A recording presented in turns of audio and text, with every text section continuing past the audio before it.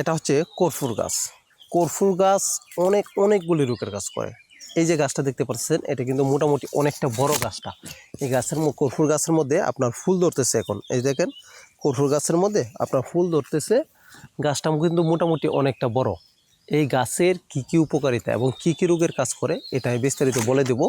আপনারা যারা আমার পেজটা ফলো করেন তারা অবশ্যই, আমি চেষ্টা করব বিভিন্ন গাছগাছড়ার উপরে কোন গাছ কি রোগের জন্য কাজ করে এবং কিভাবে খেতে হয়, কোন রোগের জন্য কীভাবে খেতে হয়, সম্পূর্ণ বিস্তারিত গোটে পেয়ে যাবেন আমার পেজের মধ্যে প্রত্যেকটা গাছের ভিডিও। কর্পূর গাছের উপকারিতা। এই কর্পূর গাছ খাওয়ার নিয়ম বিস্তারিত বলি।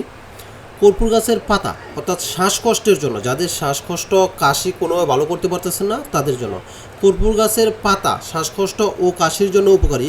কর্পূর পাতা চা হিসেবে খাওয়া যেতে পারে।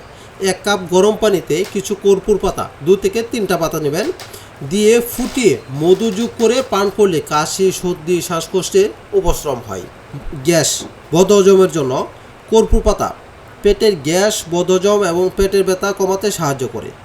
কর্পূরের পাতা গুঁড়ো করে 1 থেকে 2 গ্রাম প্রতিদিন সকালে অথবা রাতে খেতে পারেন। এটি হজম প্রক্রিয়া উন্নত করতে সাহায্য করবে।